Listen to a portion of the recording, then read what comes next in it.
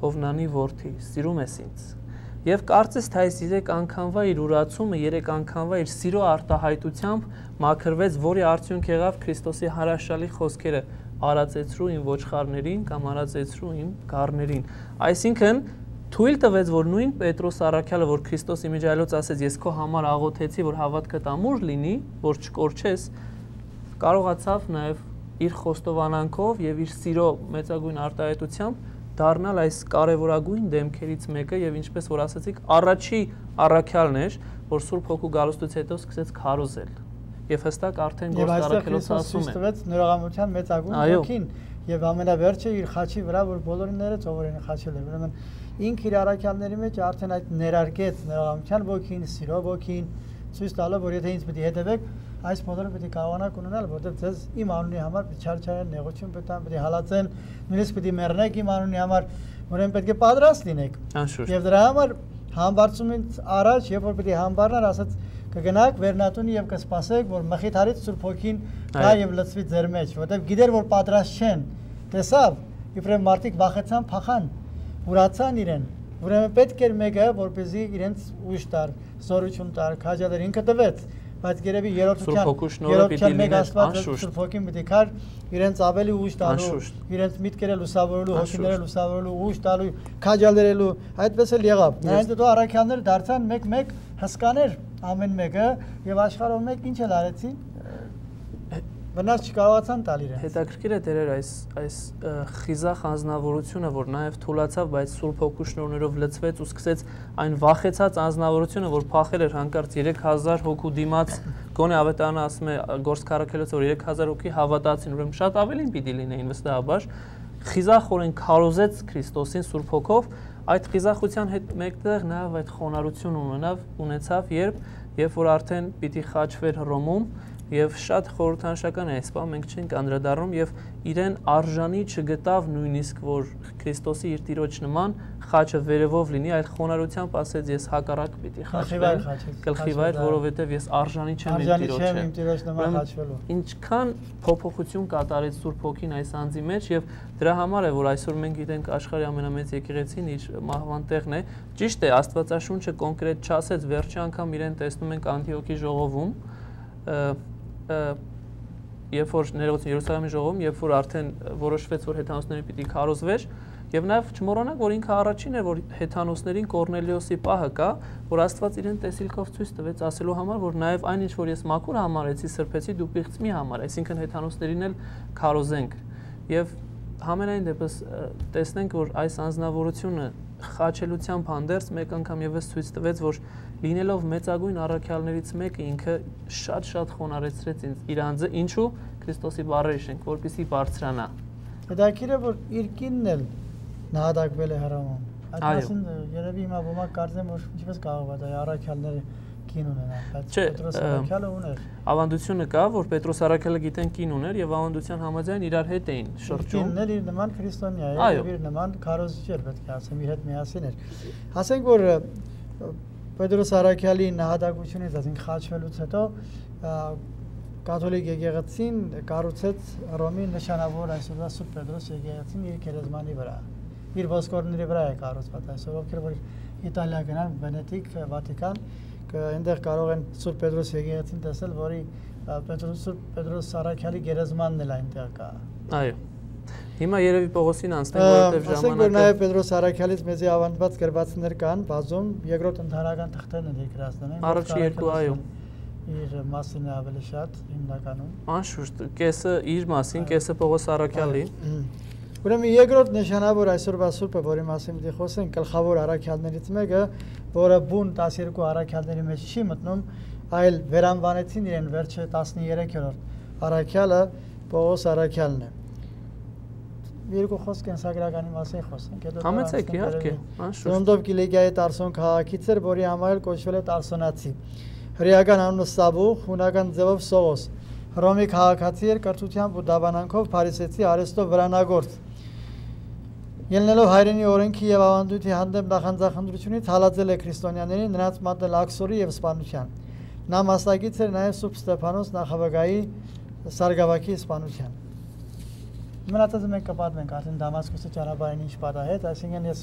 մուտքը տվեցի, որպեսզի հասկանանք։ Մի քիչ ավելի շեշտենք Պողոսի պարագան, եթե Պետրոս Առաքյալը ձկնորս էր, ինչպես որ ասեցիք, որոշ տեղեկություններով իհարկե կրթություն ուներ,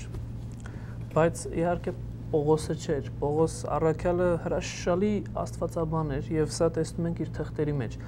Լինելով, այո, Կիլիկիայի Տարսոն քաղաքի, ասենք, ծնունդ, ուրեմն հունական կրթությունն էր հրաշալի Տարսոնի հանրահայտ դպրոցում։ Հրյա էր եւ նաեւ Հռոմի քաղաքացի։ Ուրեմն տեսեք, ինչպես որ նաեւ Շնորհք Պատրիարքը պիտի ասեր, այս 3 կարևորագույն հատկանիշներն իր մեջ կրում էր։ Հրյա, հունական կրթություն, հունալեզու եւ նաեւ Հռոմի քաղաքացի, որ հետո ինքը պիտի օգտագործեր իր դատավորությունների ընթացքում։ Մի պարփակում էր, հրաշալի անոթ էր։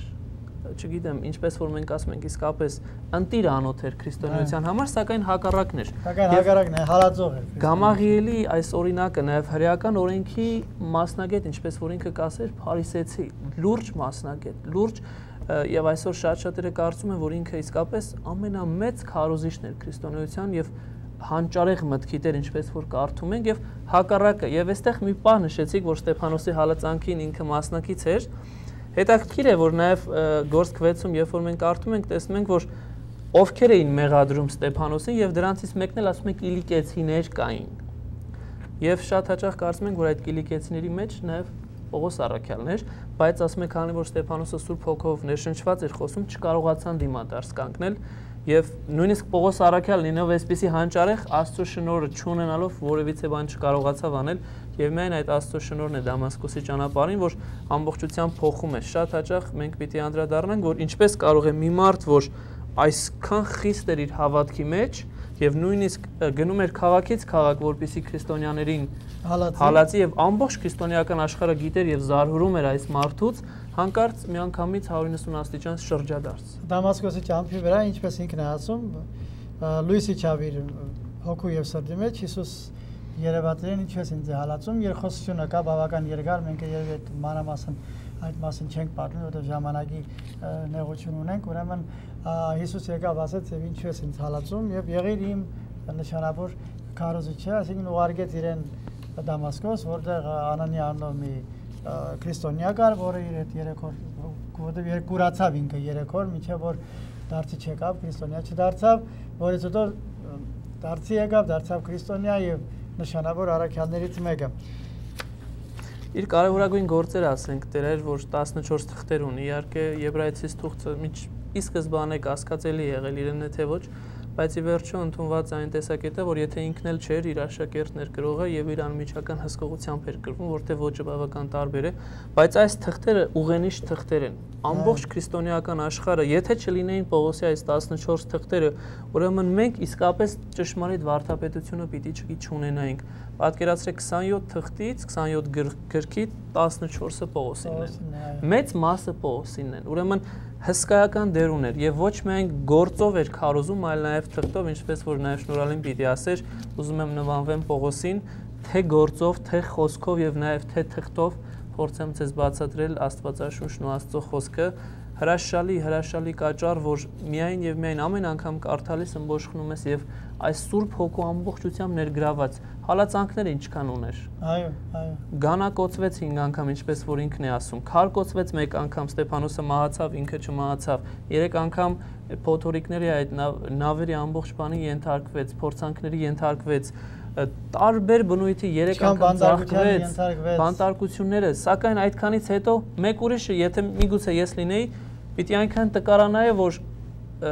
չգիտեմ թե Աստծո հավատքը միգուցե թուլանար, նա ոչ միայն թուլացրեց իր հավատքը, այլ նաև իր թղթերով խրախուսում էր մյուսներին։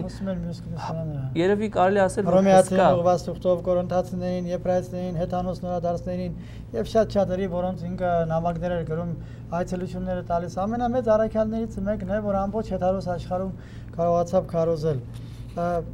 Նյութը շատ երկար է, բայց մենք երևի այդքան չկարողանանք, ուղղակի ես կուզեի կարդալ Սիոն arczepiskopos Մանուկյանի խոսքը, որը իր մասին է, թե ինչպեսի մեկն է Պողոս Առաքյալը, ինչպես կարելի իրեն գնահատել, բայց պետք է խոստովանել, թե անիկա արժանի այդ բոլոր պատիվներուն եւ եւս գերազանց եւ ավելիին արժանի, Անիկա ոգևորված էր աստվածային լույսով նշնորհքով եւ ըստ անսուտ խոսքին Հիսուսը չարչարանքը կշարունակեր իր իսկ անձին վրա կրել եւ բնավ չեր ընկրկեր ոչ բանդարգության եւ ոչ էլ գանահարության կամ քարգոցման արժեվ։ Այստեղ արդեն ասում է թե ինչպեսի մեկն էր ինքը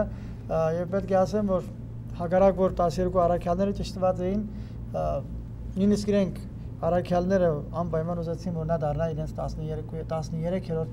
առաքյալ։ Եվ ես կասեի որ իր ազդեցությամբ մեծագույնը եղավ այն առումով որ մինչև օրս ինքն ազդում է մեր բոլորի վրա իր մտքերով, իր գաղափարներով եւ եթե փորձում ենք ճշմարիտ հավատքի դավանություն որդեգրել, ուրեմն անպայման նայում ենք Պողոսի թղթերին։ Ուրեմն մինչև օրս մեծագույն ազդեցությունը թողած առաքյալն է եւ նաեւ իր անձից պիտի օրինակ քաղենք։ Մեր նպատակը դա է Տեր, որ իսկապես ցույց տանք այս անձանց մեծությունը եւ նաեւ փորձենք մի բան քաղել այս անձանցից։ Տեսնենք թե ինչպիսի մարդիկ են եղել աշխարհում եւ Սուրբ Հոգու շնորհներով դիմացել են այս փորձություններին։ Ասենք որ Պողոս առաքյալը ուրեմն նույնպես նահատակվել է Հռոմում Ներոն կայսրի ժամանակ, սակայն հռոմեացի լինելով, ինչպես քիչ առաջ ասացիր, նրան քանի որ խաչեցին, այն գլխատեցին, որովհետեւ հռոմեացիները թույլ չեն տալիս, միայն անարգանք էր։ Հռոմի քաղաքացիներին խաչեին, ուրեմն գլխատվելով նահատակվեց ինքը։ Մեր խորհուրդն է ժողովրդին կամ ինչպես ասում են խրատն է որ մեր նպատակի այն է որ եթե սուրբերի մասին ենք խոսում ուզում ենք մեր ժողովրդի բոլոր հավատացյալներին խնդրել որ իրենք փորձեն ամեն անգամ եթե ոչ ամեն օր գոնե շաբաթը մի անգամ մի սուրբի կյանք կարդան որովհետեւ կարողանան մի տեսակ ոգևորվեն հակառակ որ նահատակության պետք չկա այսօր այդ վիճակը չի քրիստոնեությունը փառք Աստծո զորավոր է այսօր աշխարհի մեջ բայց համենայն դեպս օրինակ վերցնելու, քաջալերվելու, զորանալու, հավատքի մեջ ամրանալու համար խորհուրդ կտանք, որ գոնե շաբաթը մեկ անգամ, եթե ոչ ամեն օր, մեկ սուրբի կյանք կարդացեք։ Մենք փորձում ենք այդ ձևով ինչ-որ ժողովրդին հասցնել։ Վերլուծենք իրենց գործերը, իհարկե ժամանակի սղություն ունենք, ինչքան որ հնարավոր է փորձենք կատարել դա։ Այսպեսով ուզենք աղոթքով վերջացնել այսօրվա հաղորդումը։ Հանուն Հոր եւ Որդու եւ Ոգու Սրբո ամեն։ Խնամող արարածների խաչիտ նշանով պահպանիր հոգիս եւ մարմինս մեղքերի պատրանքներից, դեպերի փորձություններից, անիրավ մարդկանցից եւ բոլոր վտանգներից հոգու եւ մարմնի եւ ողորմիր քո արարածներին եւ ինձ բազմամերես այժմ եւ միշտ եւ հավիտյանս